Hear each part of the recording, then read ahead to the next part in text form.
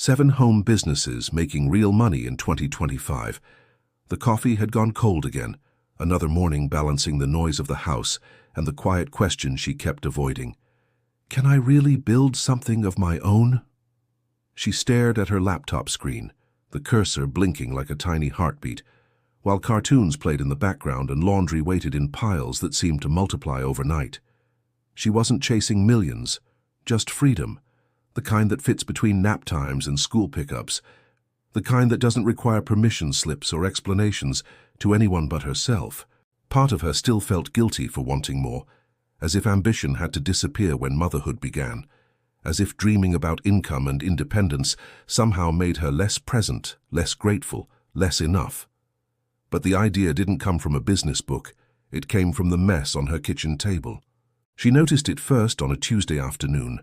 Her daughter had asked for custom birthday invitations, and rather than ordering them online, she designed them herself. Simple, personal, beautiful.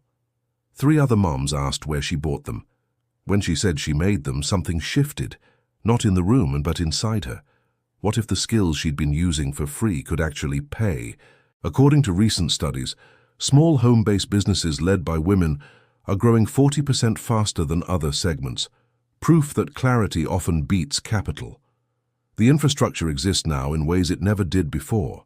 The tools are accessible. The market is waiting. The only missing piece was belief. She started researching that same week, not with grand ambitions, but with honest curiosity. What were people actually doing from home? Not the highlight reels or the guru promises, but the real sustainable models that fit around life instead of demanding it be rearranged. The first business model she discovered was digital product creation. Templates, planners, guides, things people needed and would pay for repeatedly. She learned that a single well-designed product could sell hundreds of times without her touching it twice. Passive income wasn't a myth, it was just deeply misunderstood. She thought about the planners she made for herself, the budget trackers, the meal prep sheets, the cleaning schedules that actually worked because she built them around chaos, not perfection. What would you have done in her place? Then came the doubt, the kind that whispers louder than failure. Who would buy something from her? She wasn't a designer, she wasn't a business expert, she was just a mom trying to make sense of her days. But she started anyway, small, imperfect, real. She opened an Etsy shop on a Thursday night after the kids were asleep. Her first product was a simple monthly budget planner designed for families. She priced it at $7. It felt terrifying and trivial at the same time, like shouting into a void and hoping someone would hear. The first sale came 11 days later, $7 minus fees. It wasn't life-changing, but it was proof. She smiled, not because it was easy, but because it was finally hers. The second business model she explored was virtual assistants. She'd been managing schedules, emails, and logistics for her household for years. Why not do it for someone who'd actually pay? Small business owners everywhere were drowning in admin work they didn't have time for, and she had exactly the skills they needed. She started with 5 hours a week for a local real estate agent. Inbox management, appointment scheduling, follow-up emails. It wasn't glamorous, but it was flexible. She worked during morning kindergarten and afternoon quiet time. $20 an hour, $100 a week, $400 a month. It added up faster than she expected. Sometimes growth doesn't look like progress. It looks like staying. She stayed consistent. She stayed curious. And slowly, referrals started coming. 1 client became 2, 2 became 4. She raised her rates. She specialized in real estate admin. She built systems that made her irreplaceable, not because she worked harder, but because she worked smarter. The third model she stumbled into almost by accident, content creation for small businesses. She'd been posting organically on social media for months, sharing mom life, organization tips, budget hacks. Nothing scripted, just real. And people responded.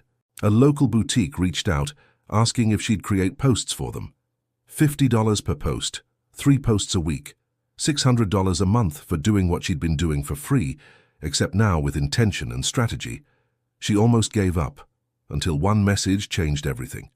A follower sent her a voice note. "I just wanted to say thank you. I've been following your budgeting tips for 3 months, and I finally paid off my credit card. I didn't think it was possible. But you made it feel doable. That's when she realized impact didn't require a massive platform. It required honesty and consistency. The businesses making real money in 2025 weren't the ones with millions of followers. They were the ones solving real problems for real people. The fourth business model was online tutoring and coaching. She'd been a teacher before kids, elementary education, reading specialist. Those credentials didn't expire when she left the classroom. Parents were desperately seeking help for their struggling readers, and they were willing to pay well for personalized attention. She started with one student. 30-minute sessions twice a week over Zoom, $40 per session. Flexible scheduling, no commute, no childcare costs. Within 2 months, she had 6 regular students. Nearly $2,000 a month. All from her dining room table while her youngest napped upstairs. Maybe success just wasn't meant for someone like her. That thought still crept in sometimes, usually late at night when exhaustion made everything feel impossible. But now she had evidence to argue back. Bank deposits, client testimonials, a growing sense that she wasn't pretending anymore. The fifth model was handmade products with a personal story. She'd been making custom blankets for her kids, simple crochet designs in soft colors. A friend asked if she'd make one for a baby shower gift. Then another friend asked, then a co-worker. She listed them on Etsy and Instagram. $75 each, made to order. It took her about 6 hours per blanket while watching evening TV. She made 4 a month. $300 in profit. Not enough to quit anything, but enough to feel capable.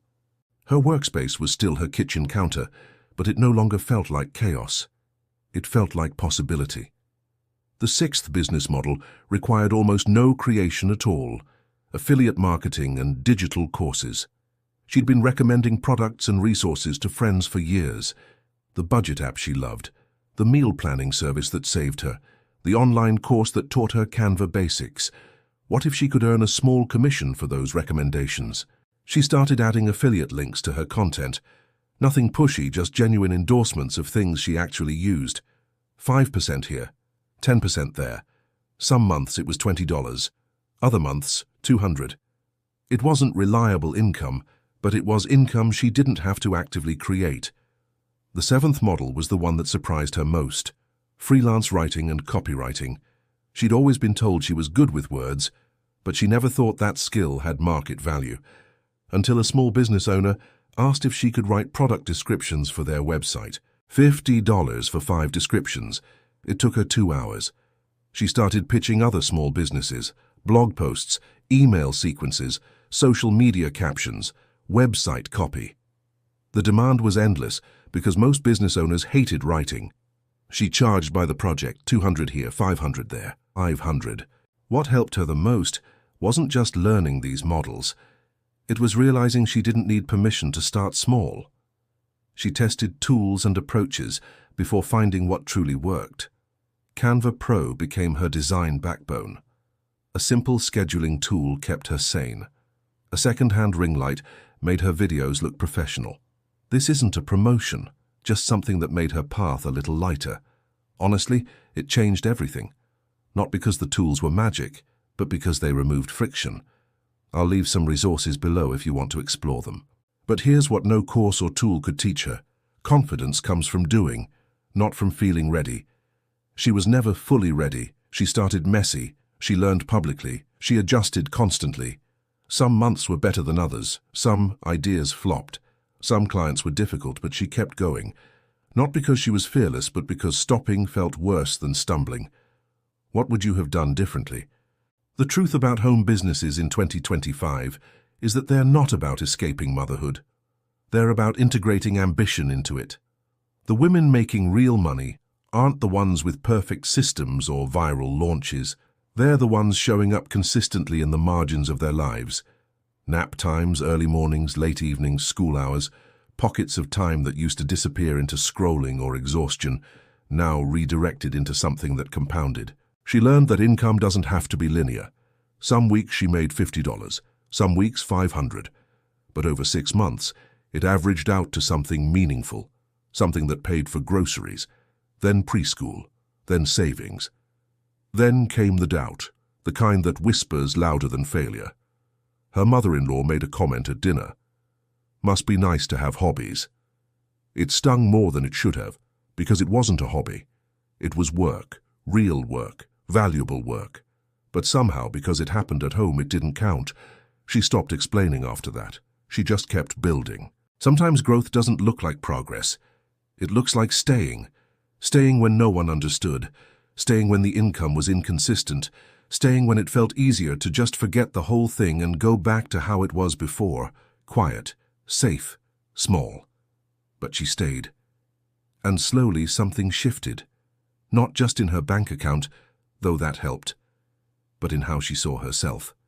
She wasn't just a mom anymore. She was also a business owner, a creator, a problem solver, someone who figured things out. Her workspace was still her kitchen counter, but it no longer felt like chaos. It felt like possibility. When she poured her coffee the next morning, it was still hot, because this time she wasn't rushing. She was building, one small decision at a time, one product, one client, one post, one sale. The businesses making real money in 2025 aren't the flashy ones, they're the sustainable ones. The ones built in the cracks of ordinary life by ordinary people who decided that ordinary wasn't enough anymore. This is educational and inspirational content, not financial advice. Every business requires effort, learning, and patience. But if you're sitting there wondering if you could do this too, the answer is probably yes. Not because it's easy, but because you're more capable than you think. Tell us what part of her story resonated with you most and where you're watching from. Your journey might just inspire the next one. Tell us which country or city you're watching from. See you in the next video. Bye.